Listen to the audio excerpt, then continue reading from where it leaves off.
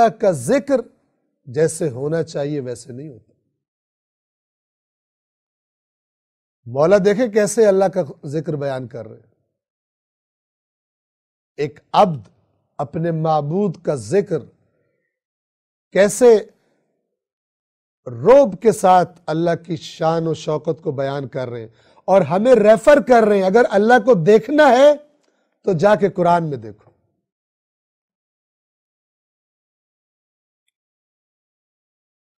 نہ کہ ان مشرکوں کی طرح کہ جو پھر میرے ذہن میں آ جاتا ہے، چونکہ یہ اللہ کا عذاب جو مسلط ہے ہماری دین کے بارے میں غیر سنجیدگی اور قرآن سے دوری اور عقل سے دوری،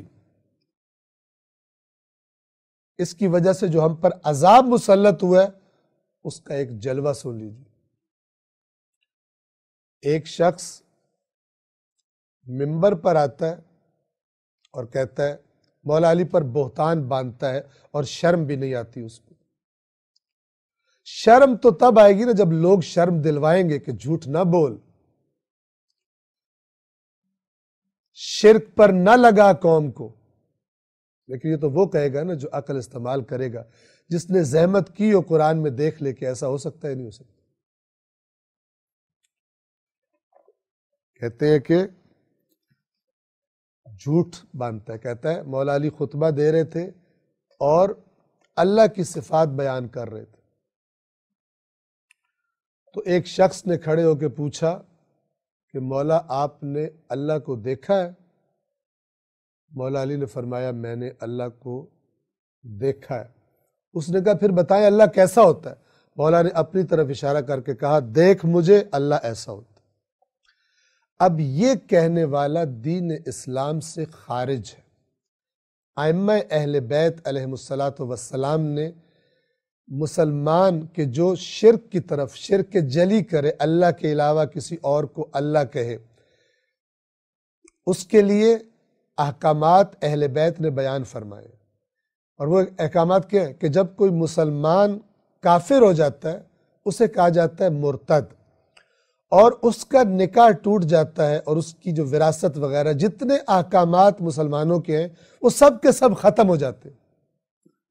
لہذا ایسے لوگوں کو سننے سے پہلے اور ان کی باتوں پہ نعرے لگانے سے پہلے یہ جان لیں کہ اگر یہ شرک کی تربیت ہمیں دے رہا ہوا تو ہماری تو بیوی بھی ہم پر حرام ہو جائے گی، اور اگر وہ بیوی مومنہ ہے تو وہ اس شوہر پر حرام ہو جائے گی۔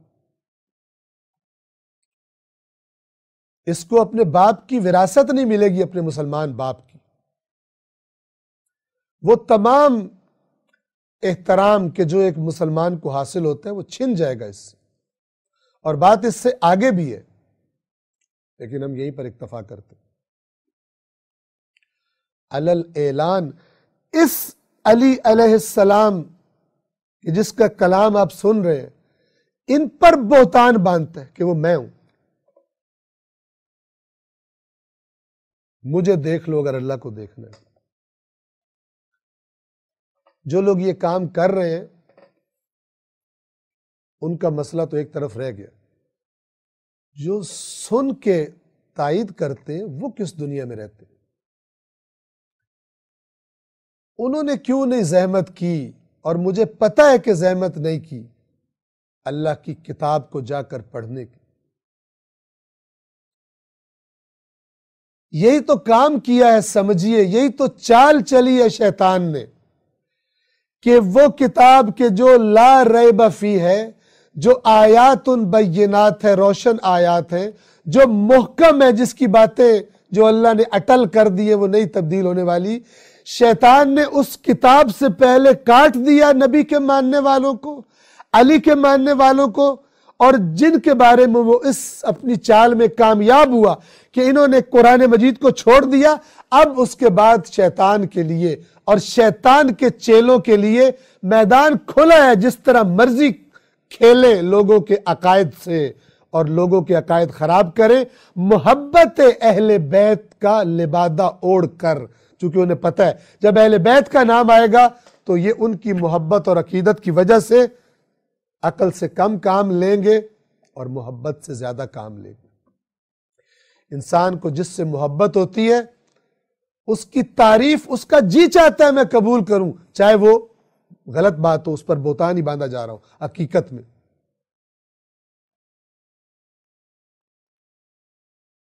عربی زبان میں ایک جملہ بولا جاتا ہے، الحب والبغض یعمی ویسم، حب اور بغض اندھا اور بہرا کر دیتے۔ محبت میں بھی انسان اندھا ہو جاتا ہے، جس سے محبت ہوتی ہے اس کی تعریف سننا چاہتا ہے، کوئی تعریف کے بغیر بات نہیں سننا چاہتا اس کو۔ اور بغض میں بھی انسان اندھا اور بہرا ہو جاتا ہے۔ بغض میں بھی انسان جس سے بغض رکھتا ہے، جیسے مولا علی سے بغض رکھنے والے اندھے تھے ان کے بغض میں، جو ان کا بس چلا رسول اللہ کی احادیث کو روند کر اپنے پیروں کے نیچے، جو رسول اللہ نے اپنے بھائی علی کی شان میں بیان فرمائی تھی، اور یہ کہ علی اپنے تمام جنگوں میں حق پر ہوگا، اور علی کی مجھ سے وہ نسبت ہے جو ہارون کی موسیٰ سے ہے۔ اور ان گنت شان علی ابن ابی طالب علیہ السلام کے فرامین، بعض لوگوں نے ان سب فرامین کو گویا قدموں میں رون دیا اور ممبروں پر چڑھ کر بعض انسانوں کی شکلوں والے بندر، کہ جن کے بارے میں رسول اللہ نے پیشگوئی کر دی تھی کہ میرے ممبر پر بندر چڑھ کے ناچیں گے، علی پر لعن کرتے تھے اور علی کو سب کرتے تھے، بد زبانی کرتے تھے۔ توجہ فرما رہے؟ حب اور بغض اندھا اور بہرا کر دیتا بندے کو۔ لہذا میرے مولا نے خبردار کیا اسی نہج البلاغہ میں کہ میرے بارے میں، علی کے بارے میں، دو شخص ہلاکت سے دوچار ہوں گے، ہلاک ہو جائیں گے۔ ایک مجھ سے بغض کی وجہ سے میرے مقام سے مجھے نیچے کرنے والا، اور ایک میری محبت میں غلو کرنے والا، جس کی میں نے آپ کو مثال دی کہ جیسے مسیحیوں نے حضرت عیسیٰ سے ایسی اندھی محبت کی کہ انہیں اللہ کا بیٹا بنا دیا، اور قرآن نے اعلان کر دیا صراحت کے ساتھ کہ اس میں شک بھی نہ کرنا کہ جنہوں نے کہا ہے عیسیٰ اللہ ہے وہ کافر ہو گئے۔ اور یہی آیت کہہ رہی ہے کہ اس میں شک بھی نہ کرنا کہ جنہوں نے کہا ہے علی اللہ ہے وہ کافر ہو گئے، وہ دین سے خارج ہو گئے۔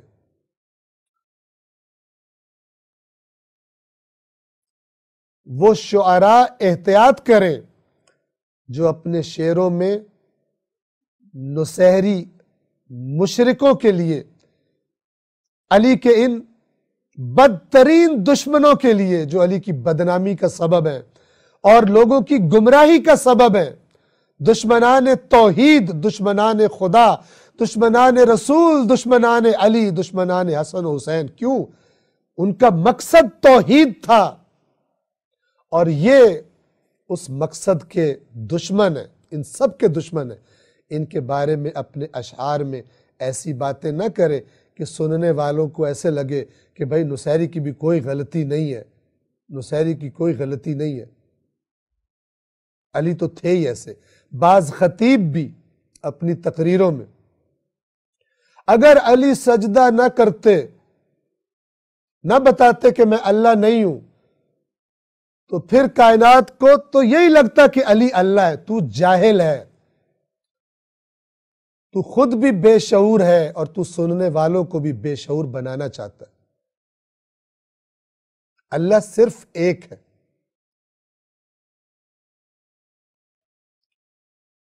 علی کی اولاد ہے، اللہ کی اولاد نہیں ہے۔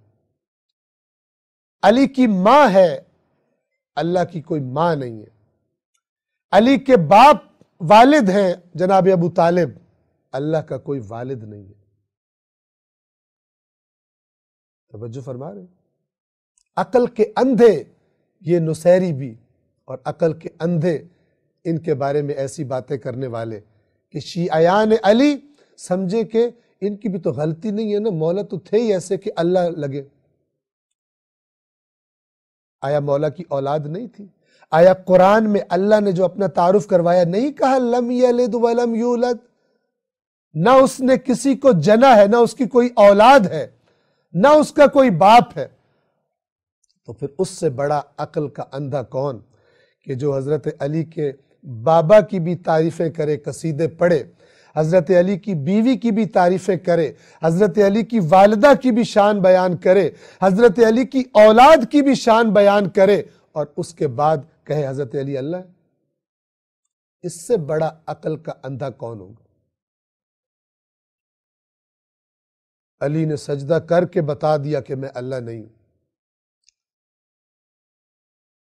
اب یہ بات کہنا بھی غلط ہے، میں زبان پہ نہیں لانا چاہ رہا کہ اگر نعوذ باللہ اگر علی سجدہ نہ کرتے تو اس کا مطلب تھا وہ خدا تھے۔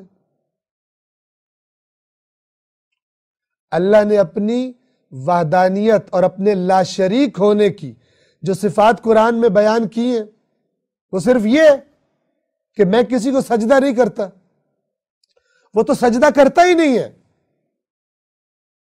سب اس کو سجدہ کرتے ہیں، لیکن اس نے اور بہت ساری اپنی صفات بتائی ہیں جو صرف اس کے ساتھ مخصوص ہیں، اور وہ کہتا ہے ان صفات میں میرا کوئی شریک نہیں ہے۔